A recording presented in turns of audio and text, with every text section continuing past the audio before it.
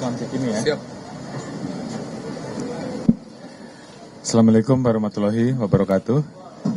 Salam sejahtera untuk kita semua yang saya hormati Ketua KPAI, kemudian Direktur Rumah Sakit Cikini, Pak Kabar Reskrim, Kapusdokes dan pejabat utama, serta teman-teman media. Baru saja kita melaksanakan visit menjenguk kondisi terakhir dari saudara-saudara kita, anak-anak kita yang saat ini dirawat di Rumah Sakit Cikini, jadi Rumah Sakit Islam Cikini. Jadi alhamdulillah dari jumlah awal 96 pada saat pasca kejadian, saat ini yang masih dirawat untuk di Rumah Sakit Islam Cikini ada kurang lebih 14, kemudian di Yarsi ada 14 dan satu lagi di Pertamina ada 1, sehingga total yang masih dirawat ada kurang lebih 29 dari 96, dan sisanya kemarin sudah bisa pulang dan mungkin juga dilaksanakan rawat jalan. Secara umum kondisi korban sudah 12 orang yang saat ini dirawat di rawat inap, sementara 2 masih dirawat di ICU karena memang perlu ada penanganan khusus. Jadi kita juga membangun pusat trauma healing yang nanti juga kita persiapkan untuk memberikan pelayanan, nanti bekerja sama tentunya dengan KPAI, dengan dokter-dokter dan psikolog yang diperlukan, sehingga kemudian bisa memberikan bantuan terkait dengan apabila ada keluhan-keluhan yang memang bisa kita berikan pelayanan di trauma healing. Kemudian juga nanti di sekolah pun kita juga akan mempersiapkan. Itu yang pertama. Dan yang kedua, tim saat ini juga tentunya terus melakukan pendalaman terkait dengan pasca terjadinya ledakan kemarin di SMA 72. Ditemukan beberapa bukti pendukung yang tentunya ini sedang kita kumpulkan. Ada tulisan, kemudian ada barang bukti serbuk yang diperkirakan bisa menimbulkan potensi terjadinya ledakan. Catatan-catatan lain kita kumpulkan, termasuk juga kita melakukan pemeriksaan terhadap media sosial, lingkungan keluarga, untuk mengumpulkan semuanya. Nanti secara khusus setelah lengkap tentunya akan dirilis secara resmi. Namun demikian tentunya sekali lagi kita semuanya menyampaikan keprihatinan yang mendalam, dan tentunya kita senang tadi bahwa pada saat kita berbicara dengan anak-anak kita dan adik-adik, mereka masih semangat untuk tetap sekolah, dan tentunya itu yang kita harapkan. Dan tentunya terhadap trauma-trauma yang ada, tugas kita semua, utamanya dari tim yang ada untuk terus mendorong agar mereka bisa kembali normal. Mungkin itu yang bisa saya sampaikan. Terima kasih. Wassalamualaikum warahmatullahi wabarakatuh. Dari KPAI ya. Terima kasih. Dari KPAI kami tentu juga menyampaikan prihatin mendalam ya atas kasus ini. Tapi ada beberapa hal yang kami meminta untuk menjadi atensi. Yang pertama tentu fokus kepada layanan kesehatan kepada anak-anak yang menjadi korban yang mengalami luka di semua tempat yang tadi sudah disampaikan oleh Bapak Kapolri, tentu pemulihan ini sifatnya bukan pemulihan yang sekedar fisik, karena beberapa tadi mengalami gangguan pendengaran mungkin juga harus sampai tuntas ya. Dan saya kira juga selain penanganan fisik, tetapi pengenanganan untuk trauma healingnya, untuk psikisnya juga menjadi sangat perlu, tidak hanya bagi anak-anak yang mengalami luka, tetapi juga anak-anak yang ada di sekolah SMA N72 tentu butuh untuk pendampingan untuk mengatasi trauma healingnya. Dan tentu ini saya kira juga perlu menjadi atensi bersama terkait dengan keberadaan kasus yang ada di satuan pendidikan ya, karena kita semua tentu berharap lingkungan satuan pendidikan itu bisa menjadi tempat yang aman, nyaman, menjadi perlindungan dan tempat belajar untuk anak-anak yang tentu ini membutuhkan adanya upaya sistem keamanan, sistem perlindungan dan juga mungkin deteksi termasuk pengawasan terkait dengan barang-barang yang dibawa anak-anak ke sekolah ini tentu menjadi atensi bersama. Karena dari hasil pengawasan ternyata ada dugaan bahwa ada pengaruh konten di media sosial. Saya kira ini juga perlu menjadi atensi terutama kepada Komdiji ya. Mungkin butuh ada upaya sistem perlindungan yang lebih ketat lagi terkait dengan konten-konten negatif apapun itu bentuk konten negatifnya, supaya bisa memberikan perlindungan kepada anak-anak. Dan tentu juga atensi kepada seluruh orang tua. Ternyata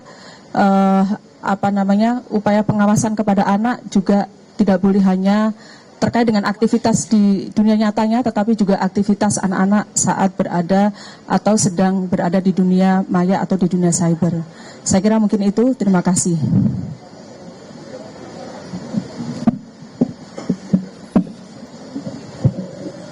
Izin Jenderal.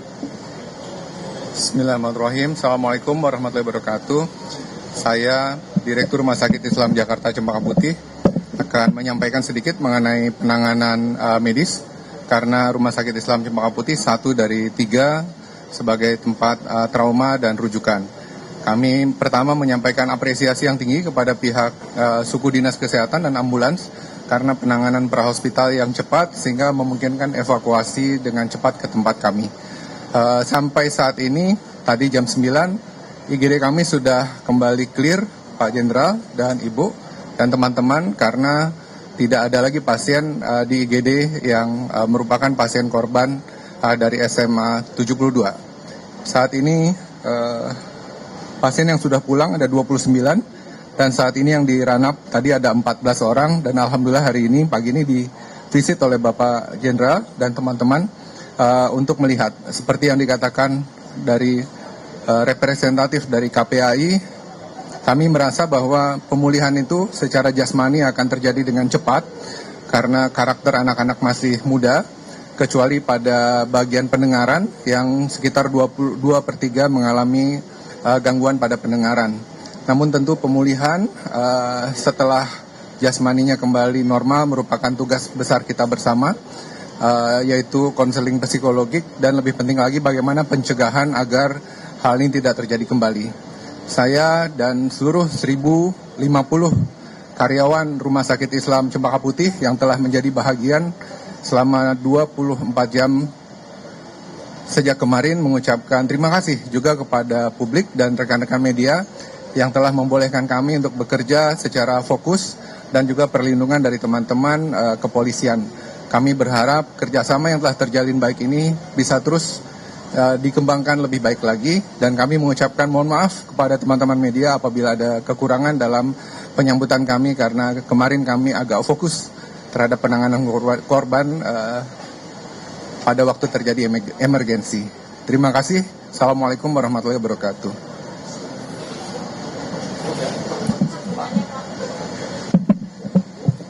Ya, salah satu, silakan. Kenapa?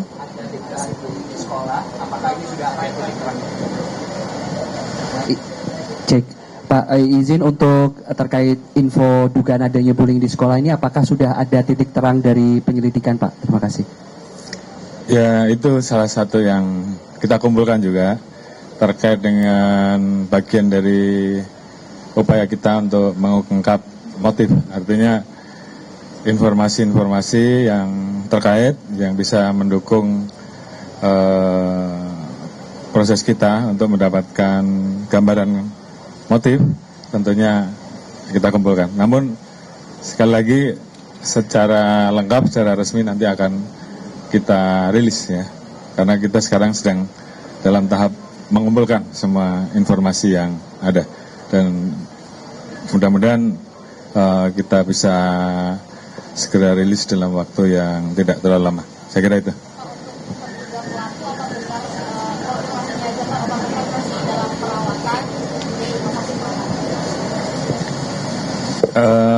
Yang jelas untuk terduga pelaku kondisinya semakin membaik ya, dan mudah-mudahan itu juga akan mempermudah kita nanti pada waktunya apabila kita butuhkan. Ada berapa sih Pak terduga pelakunya?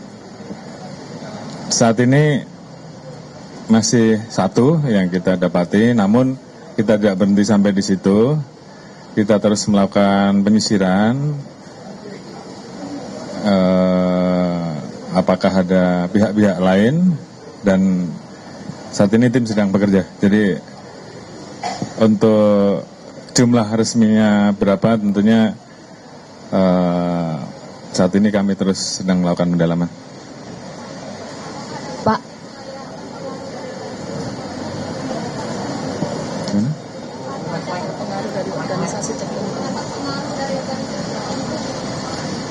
ya tentunya itu juga menjadi bagian yang kita dalami. Apakah dia ikut paham tertentu, apakah terpapar oleh suatu konten, ataukah mungkin juga hal-hal yang membuat dia tertarik dan sebagainya, dan juga kaitannya dengan apa yang menjadi alasan untuk melakukan itu semuanya sedang kita dalami. Pak, ya? untuk terduga pelakunya ini siswa atau bukan Pak? Dan yang di ICU ini kan ada 2 Pak ya. Kalau boleh tahu dia lukanya seperti apa dan seberat apa? Terima kasih. Gimana? Kalau untuk yang terduga pelaku, apakah bisa ditekankan apakah dia adalah siswa atau bukan? Dan juga apakah untuk 2 yang saat ini di dalam ICU, lukanya itu separah apa?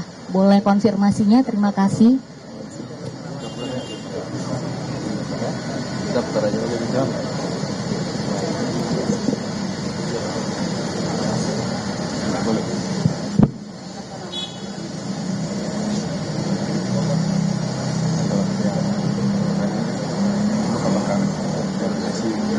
Luka bakar dan trauma pada dada inhalasi sehingga dilakukan intubasi. Baik, terima kasih. Terduga pelaku saat ini merupakan salah satu siswa ya di SMA tersebut. Sementara untuk yang dirawat di ICU memang membutuhkan perawatan khusus, tidak boleh berinteraksi dengan masyarakat sehingga kemudian tidak terjadi potensi peradangan ataupun infeksi. Saya kira itu sehingga dibutuhkan isolasi. Oke ya, oke, makasih.